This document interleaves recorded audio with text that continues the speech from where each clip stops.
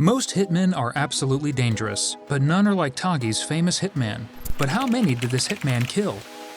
Gerel P was the number 2 guy for one of the largest crime bosses ever, Ridouan Taghi. These two had known each other from a very young age, growing up together. They were even in the same youth gang in Utrecht, which was known as the Bad Boys. Taghi became one of the country's largest smugglers, and Gerel became his most valuable and trusted hitman. Whenever Taghi wanted something done, Gerel was the man for the job.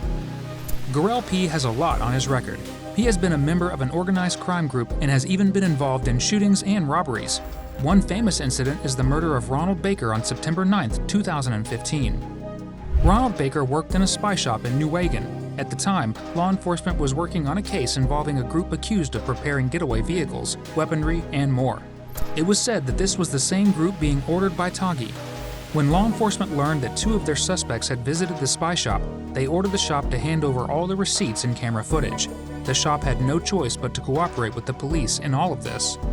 When Taghi's group got word that the spy shop was working with the police, he immediately thought that it was the main reason some of its members were arrested. Filled with anger, Taghi wanted to make a statement to anyone who thought of betraying him. He also became paranoid, thinking that employees of the spy shop were actually spying on his guys. At the time, Taghi would not be convinced that the spy shop had no choice but to cooperate with the police. According to some messages, he planned to fire a bazooka at the shop during the day with people in it.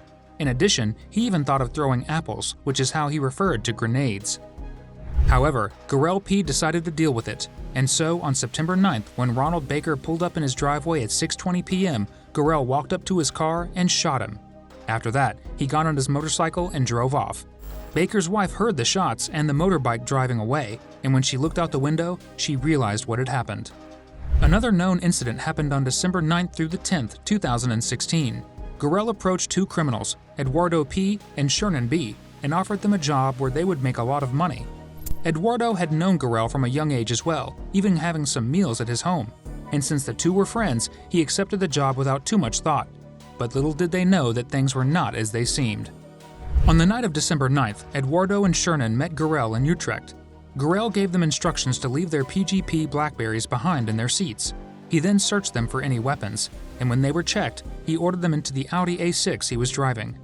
They drove towards Noorderloos, an area with many grass fields and no lights. When they got to a secluded area, Gerel pulled over and told the men to get out. After a short conversation, Gerel pulled out a gun and shot Eduardo point blank in the face, shoulder, and torso.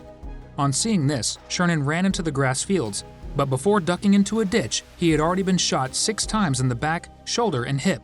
Thinking the job was done, Gerel drove off. As a bypasser drove by, he saw something lying in the grass, and realizing that it was a man, he called emergency services. When the police arrived, they started their investigations, stumbling on the second man in the ditch. Interestingly enough, the 2 men survived. The 2 men later identified Gerel after being shown a picture of him. Furthermore, nobody knew the motive behind this shooting. After this, Gerel fled to Suriname, a small American country. And when the Dutch authorities got wind of this, they informed the police in Suriname. As much as he fled here, Gerel still lived freely, attending parties. However, a party in Paramaribo would be his last. He was arrested in March 2017, just 3 months after his escape. Paramaribo was aware of his track record, and so, when he was arrested, they placed him in a high-security jail. However, it was not secure enough because he escaped 2 weeks after being placed here. For years, Gerel remained a ghost, and 4 years later, Interpol Brazil received a tip from the American DEA that Gerel was probably hiding among the 7 million inhabitants of Rio de Janeiro. And even though there was very little information, the Brazilian police force began investigations. Police continued circulating a photo of Gerel, and eventually, a security guard who worked at the building where Gerel lived told the cops about him. However, they had no house number, and it was hard to find him because he always used an alias when ordering things. The police came up with a new strategy. They told the front desk to call all houses, claiming that they were checking if the phones were working. And the moment Gerel picked up the phone, the cops knew it was him from his accent. They immediately went to his room and arrested him, ending a manhunt that took years. Now he sits in the Brazilian Bangu jail as he waits for extradition to the Netherlands. Gerel was always Taghi's most important hitman, and he always delivered. But now his reign of terror has come to an end. He has already been sentenced to 20 years for what he did to Eduardo and Shernan, and when he is brought forward for the murder of Ronald Baker, he will definitely be given more time. And that's all for today, guys. Make sure to give this video a like and subscribe to the channel for more amazing videos. Until next time.